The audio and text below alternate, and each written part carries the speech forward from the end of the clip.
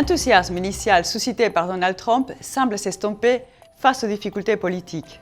Les marchés doutent désormais de la capacité du gouvernement à délivrer ses promesses fiscales, les taux baissent et le dollar recule contre la plupart des devises.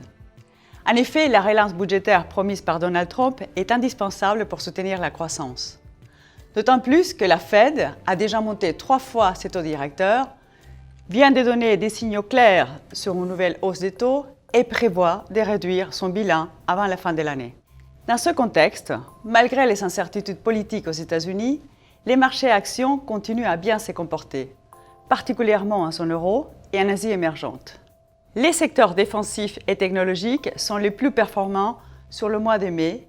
À noter que la très forte performance du secteur technologique se concentre sur un très petit nombre de valeurs, dont Facebook, Amazon, Apple, Google aux États-Unis, et Alibaba, Samsung et Tencent en Asie.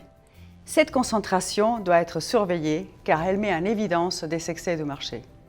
L'indice S&P 500 progresse donc principalement grâce à la bonne performance du secteur de la technologie qui compense la baisse du secteur de l'énergie.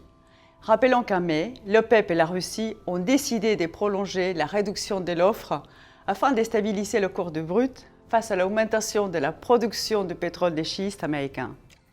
Pour conclure, les marchés continuent leur progression portée par des prévisions de croissance positives, un message rassurant de la Fed et un prix du pétrole qui se stabilise.